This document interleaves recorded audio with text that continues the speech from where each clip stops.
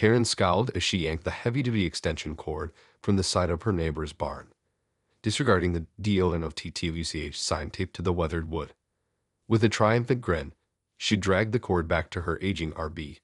The hum of the electrical current powering her air conditioner and charging her phone already a familiar sound.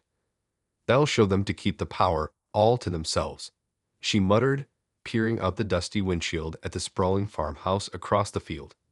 Karen had coveted that barn's power source ever since moving into the neighborhood, and now that her RV's battery had died, she saw the perfect opportunity to take matters into her own hands. As the afternoon wore on, Karen sipped iced tea and scrolled through social media, occasionally glancing out the window with a self-satisfied smirk. The RV systems were running smoothly, and she had no intention of returning the cord anytime soon. Her neighbors would just have to deal with it. Eventually, the sun began to dip behind the trees, casting long shadows across the field. Karen's neighbor, a burly, weathered man named Jack, emerged from the barn, wiping the sweat from his brow. He paused, eyes narrowing as he spotted the extension cord snaking across the grass. "What the?" Jack growled, stalking toward the RV. He rapped on the door, his thick fingers leaving imprints in the faded paint. "Karen, I know you're in there. What do you think you're doing?" Karen hesitated, then flung the door open with a haughty expression. "I'm simply borrowing a bit of your power, Jack. My RV's battery died, and I couldn't let a little thing like that ruin my vacation." Jack's face reddened, the veins in his neck standing out. "That's my power, Karen. You can't just take it without asking." "Oh, please," Karen scoffed, waving a dismissive hand. "It's not like you're using it all. I'm sure you won't even notice a difference." She flashed him a saccharine smile, reveling in the look of outrage on his face. "That's not the point," Jack bellowed, his voice echoing across the field.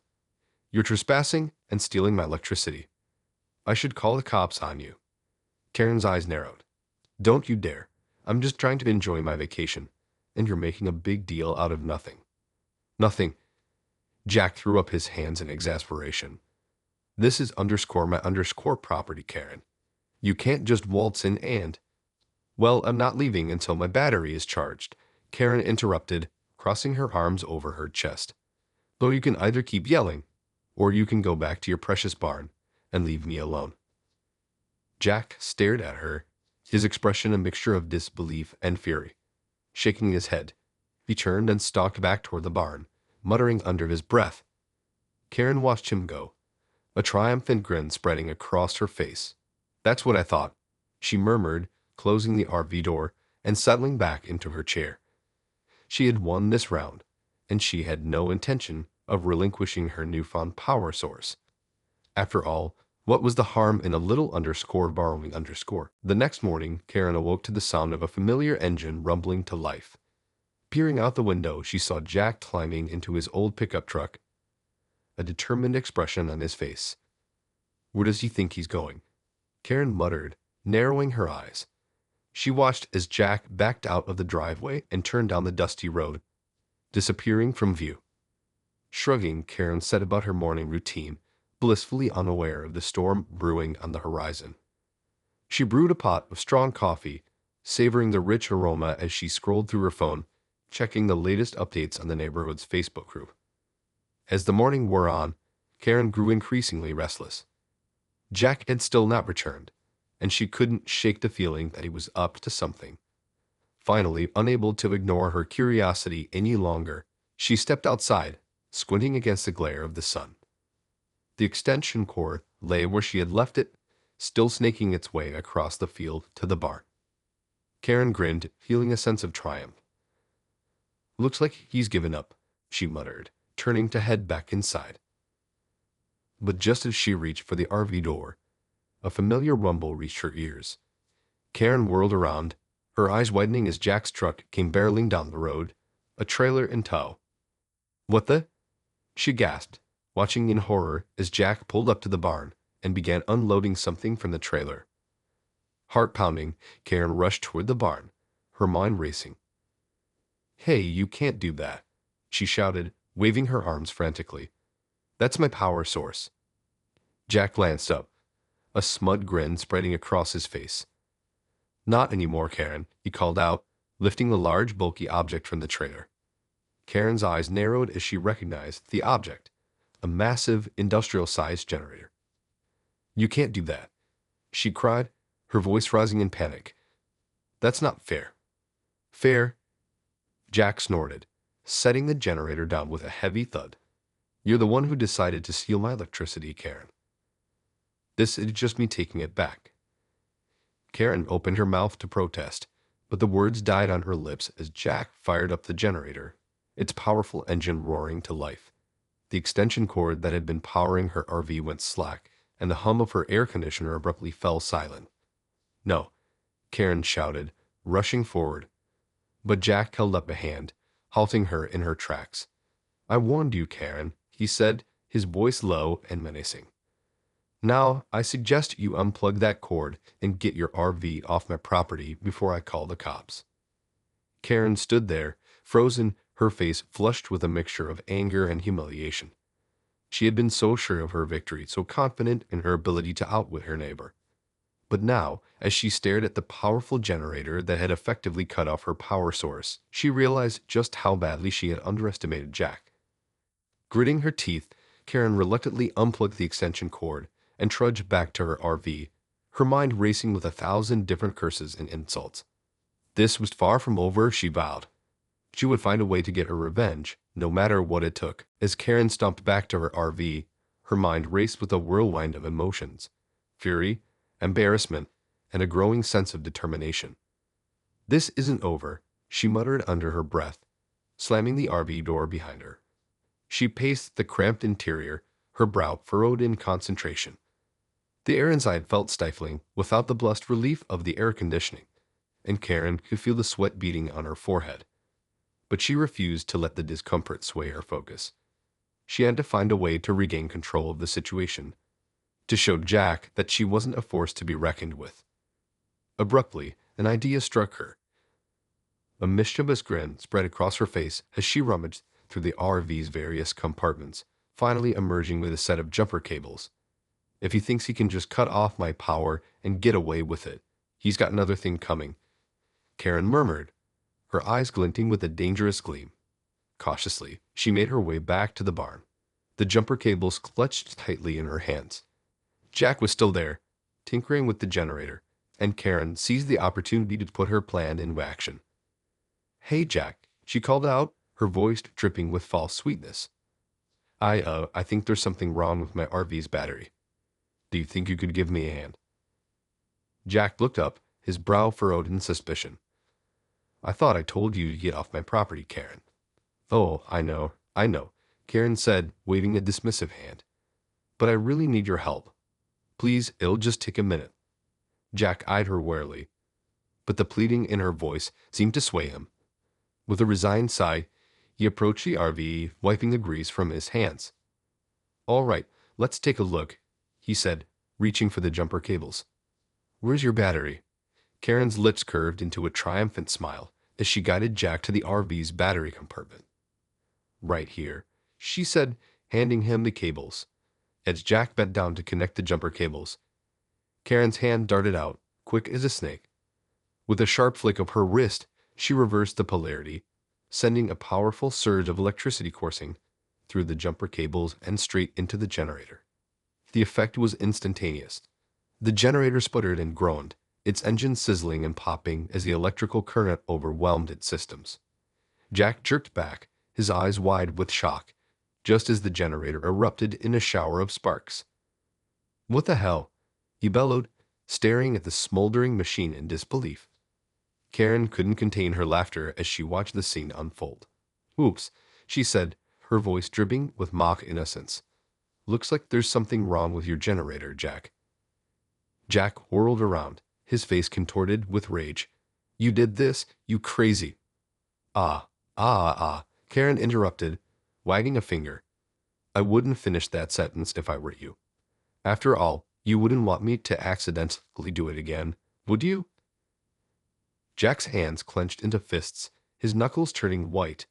For a moment, Karen thought he might lunge at her.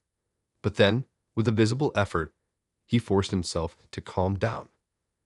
You're going to pay for this, Karen, he growled, his voice low and menacing. "Mark my words." Karen simply smiled, her eyes glinting with triumph. "We'll see about that, Jack," she said, turning on her heel and sauntering back to her RV. The air inside may have been stifling, but she was riding high in the sweet taste of victory. As the sun began to set, casting long shadows across the field, Karen sat in her RV, sipping a glass of chilled white wine and basking in the glow of her latest triumph. The generator, once a symbol of Jack's power and control, now lay in smoldering ruins, a testament to the lengths she was willing to go to get what she wanted. Karen couldn't help but feel a sense of satisfaction at the thought of her neighbor's frustration and defeat. "He should have known better than to mess with me," she murmured, swirling the wine in her glass. With a self-satisfied smile, she turned her attention to the neighborhood's Facebook group, eager to share the news of her latest exploits. As she scrolled through the posts, a sudden movement outside caught her eye. Peering through the window, she saw Jack striding across the field, his face set in a grim expression.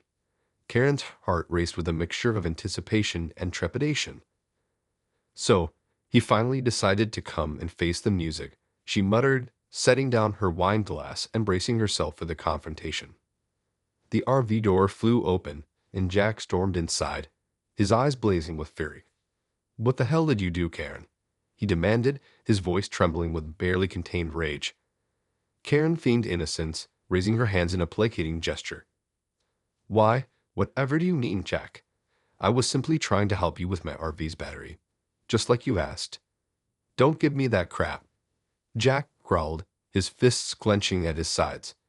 "You sabotaged my generator, and now it's completely fried. Do you have any idea how much that's going to cost me to replace?" Karen shrugged nonchalantly. "Well, that's not really my problem, is it? You're the one who decided to cut off my power source in the first place."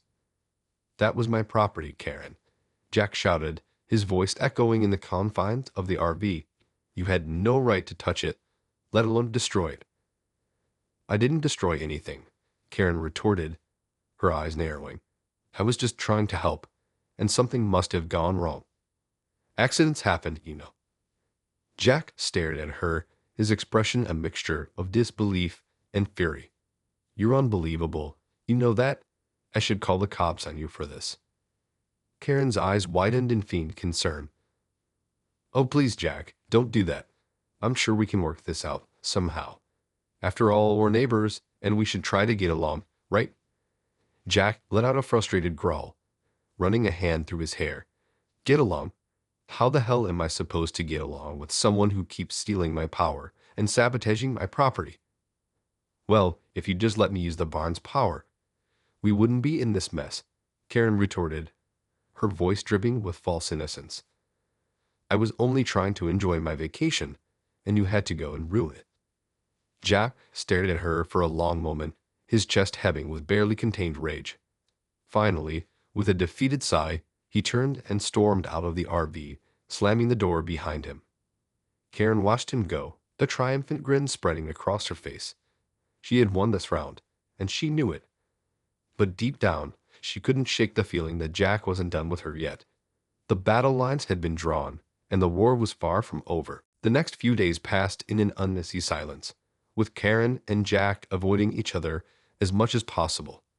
Karen had reluctantly moved her RV back to the designated campsite, but she still kept a watchful eye on the barn, ready to spring into action should Jack try to cut off her power again. As the weekend approached, Karen decided to take a trip into town, eager to stock up on supplies and get away from the tension-filled environment of the farm. She hummed along to the radio as she drove, feeling a sense of freedom that had been sorely lacking in the past few days. When she returned, however, her mood quickly soured. As she pulled into the driveway, she noticed a group of unfamiliar vehicles parked near the barn, and a crowd of people gathered around Jack, who was gesturing animatedly. "What on earth is going on here?" Karen muttered, her eyes narrowing as she pulled up to the RV and hopped out. As she approached the gathering, she could hear the sound of raised voices, and her heart raced with the realization that something was clearly wrong. "There she is!" A woman's voice suddenly rang out, and Karen found herself the focus of several hostile glares. "What's going on?" she asked, her voice trembling slightly. "That's her, officer," the woman continued, pointing an accusing finger at Karen. "That's the one who's been stealing power from our barn and destroying our property."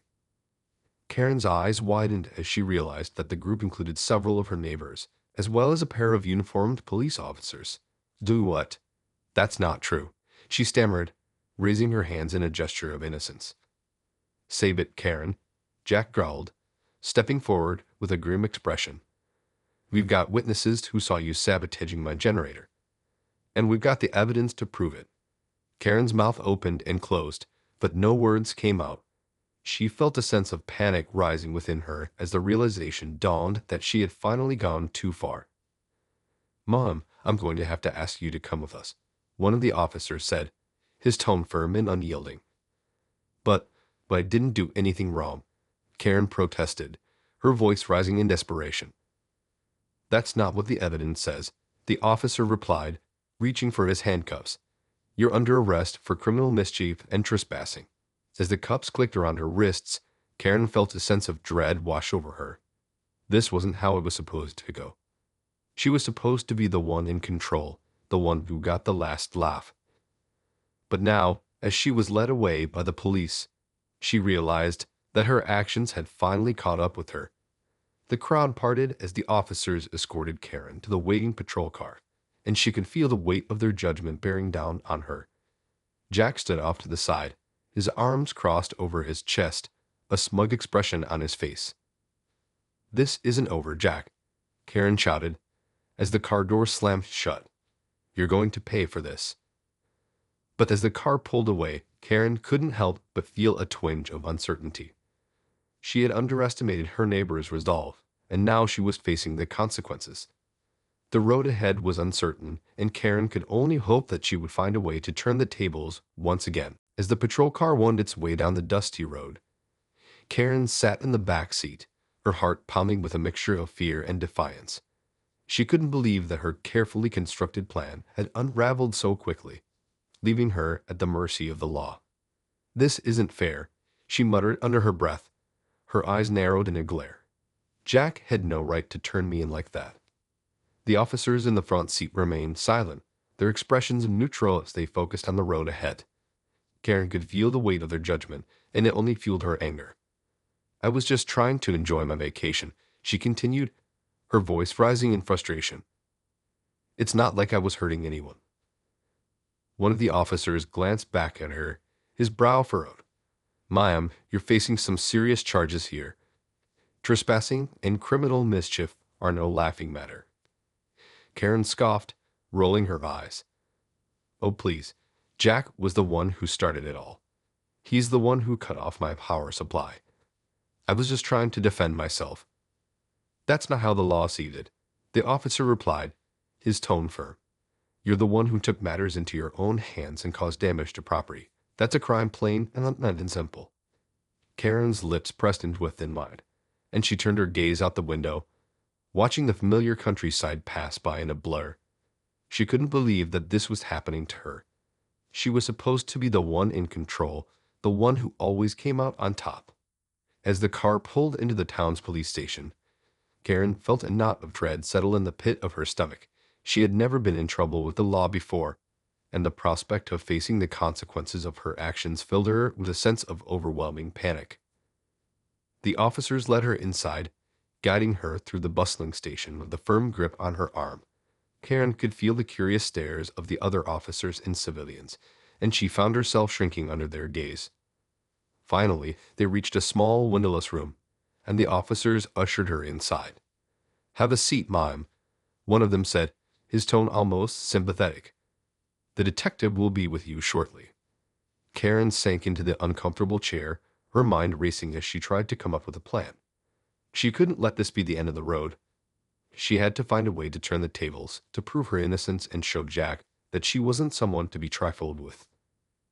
As the minutes ticked by, Karen's resolve only grew stronger.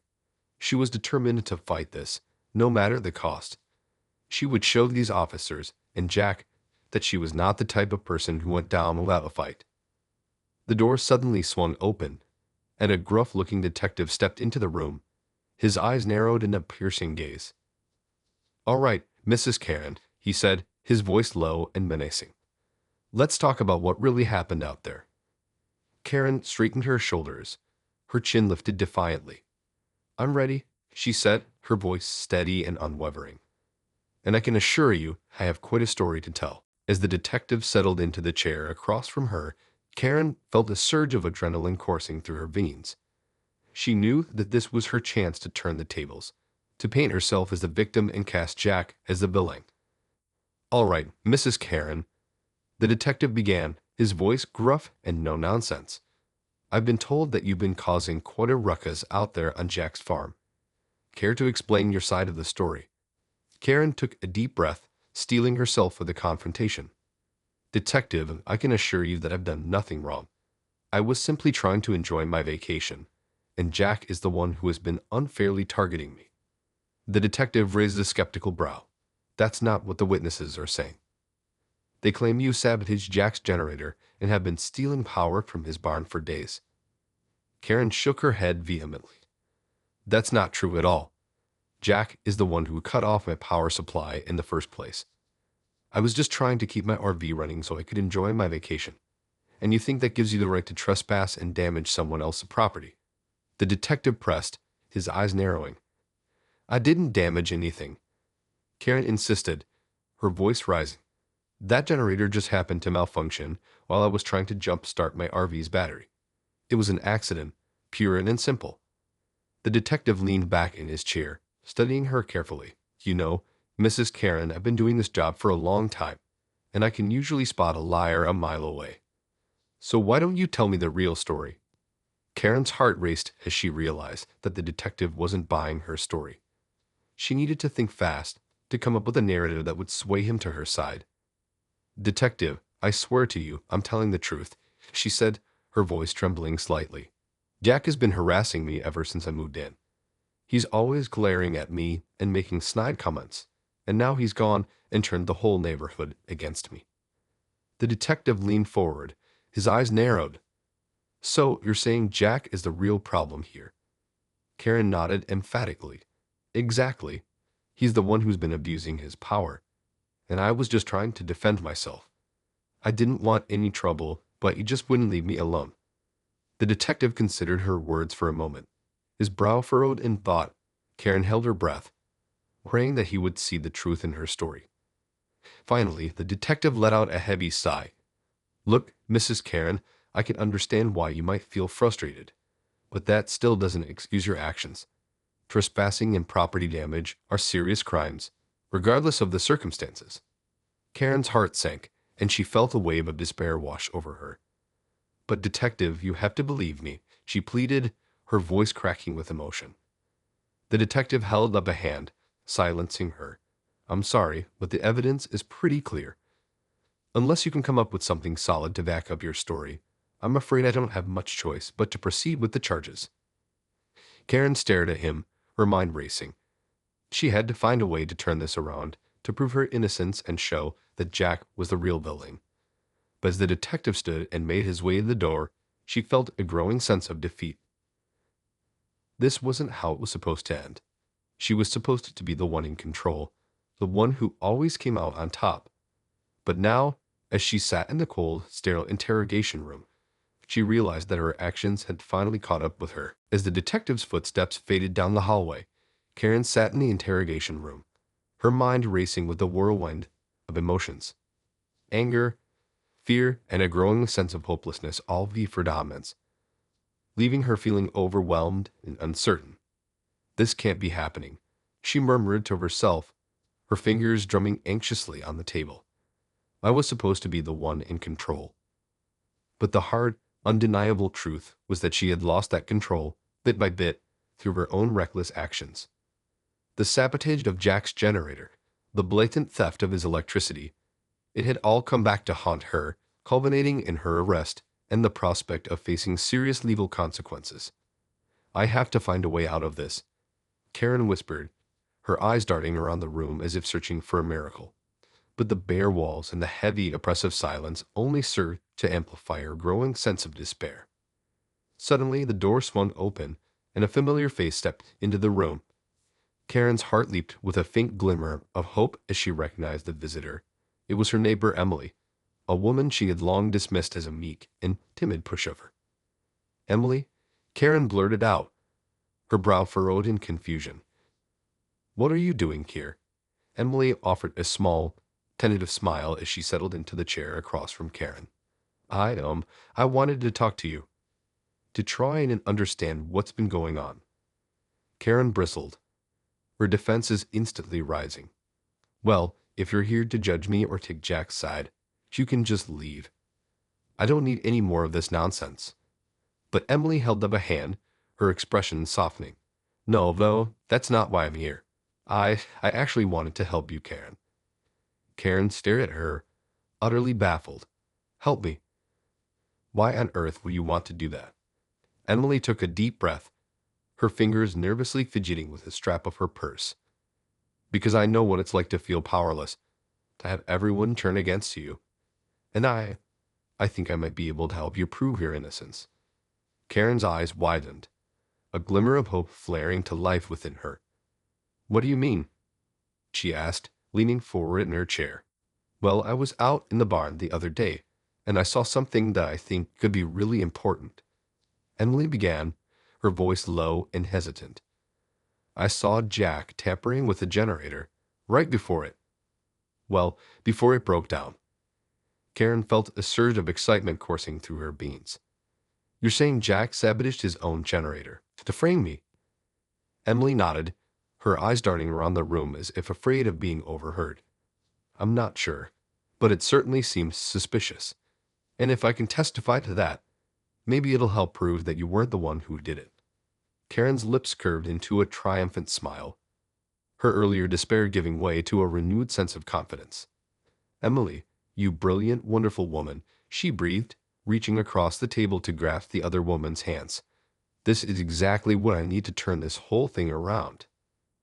Emily flushed, a shy smile tugging at the corners of her mouth. I couldn't stand by and watch you get blamed for something you didn't do. We may not always see eye to eye, but you don't deserve this, Karen." Karen squeezed Emily's hands, her eyes shining with gratitude. "Thank you, Emily. Truly, you've given me a fighting chance, and I'm not going to waste it." With a newfound determination, Karen sat up straight, her chin lifted high. She had been on the verge of defeat, but now, with Emily's unexpected testimony, she had a glimmer of hope. Jack may have thought he had won, but Karen was far from finished. She was ready to take the fight to him, to show him that she was a force to be reckoned with. As the detective returned to the room, Karen greeted him with a confident smile. "All right, detective, let's talk. I think I have something that's going to change your mind about all of this." The story had taken an unexpected turn, but Karen was more than ready to seize the opportunity. Her battle with Jack was far from over, and she was determined to emerge victorious, no matter the cost.